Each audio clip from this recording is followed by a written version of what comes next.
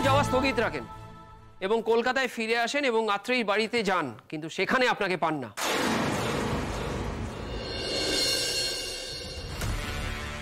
ক্ষিপ্ত ডক্টর সেনগুপ্ত হাসপাতালে পৌঁছন, কিন্তু আপনি হাসপাতালে পৌঁছন সবার শেষে।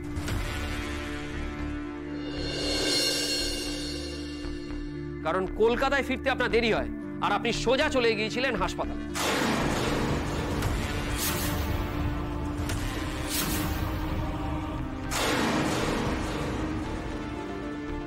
অসম্ভব বুদ্ধি ধরেন আপনি। আপনি ওই গাড়িটা করে কলকাতায় ঢুকেছিলেন আর তারপরে ট্যাক্সি করে হাসপাতালে যান। আপনি এত কিছু করেছিলেন কারণ আপনি আপনার বোনকে চিনে গিয়েছিলেন, আর আপনি আপনার বোনকে সাবধান করতে এতটা ডেসপারেট হয়েছিলেন যে এতগুলো ঘটনা ঘটিয়েছেন।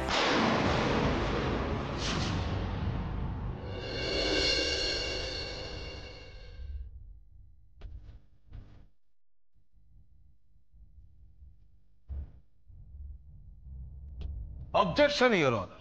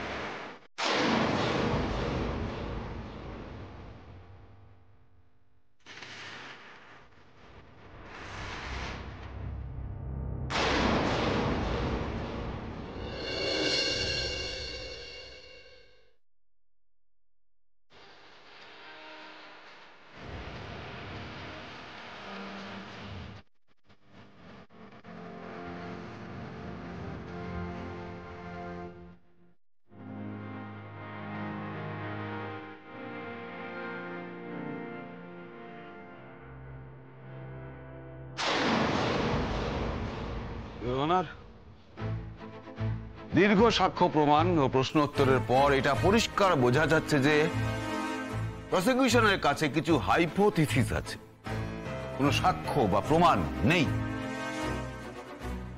সম্পূর্ণ ভুল দুটি মানুষকে পিয়ালবুনি ঘটনার জন্য গ্রেফতার করা হয়েছে,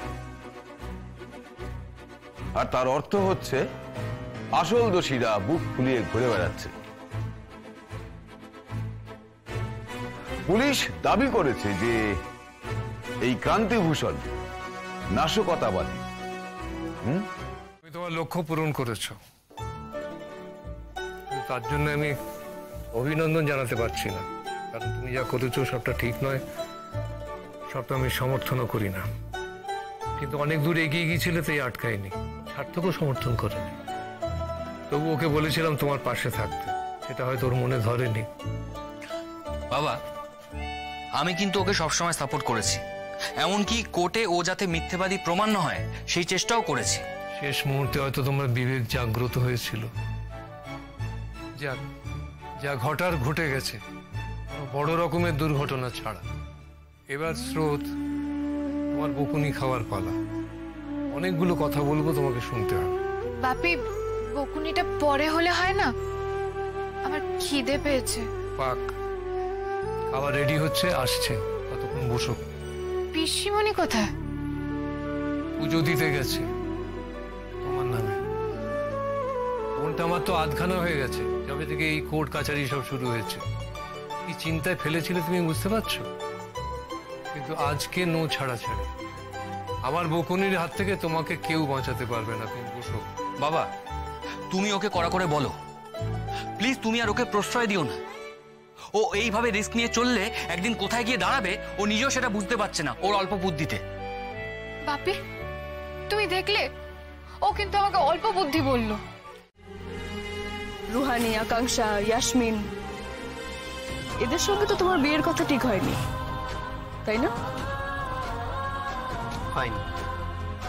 ঠিক আছে, বলো তাহলে, তুমি আমায় বলো কি বলতে হবে, শিখিয়ে দাও আমাকে। না না, তুমি বলো না, যা বলতে হবে আমি সেটাই বলছি। কিসে খুশি হবে তুমি বলো আমাকে।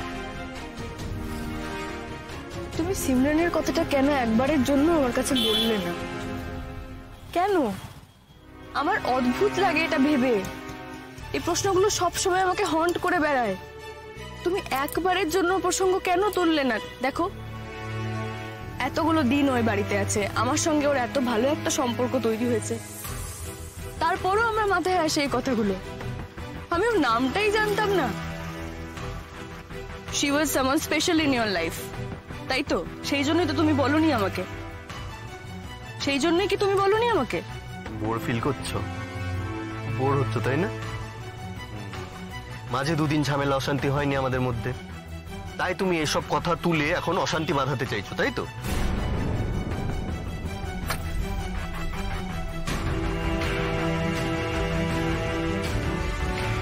আমি ভাবলাম স্রোতের পাশে আজকে থাকি। নীলু আমার কেউ না, কিন্তু স্রোতকে আমি লিটল সিস বলে ডাকি। আর শুধু ডাকি না, ওকে আমি আমার ছোট বোন বলে মানি, ওকে সেই চোখে দেখি আমি। আজকে এরকম একটা ক্রুশাল দিনে ভাবলাম ওর পাশে থাকবো। কোর্ট থেকে বেরোনোর পর ওকে নিয়ে আমরা সবাই মিলে কোথাও গিয়ে একটু বসবো, একটু খাওয়া দাওয়া করবো, একটু আনন্দ হবে, ও একটু স্ট্রেস রিলিফ হবে, একটু বেটার ফিল করবে ও। তা না, আমারই ভুল, ভুলটা আমারই। আমার লাইফটাই না হেল হয়ে যাচ্ছে একদম। Sorry, sorry sorry sorry sorry, I didn't mean it.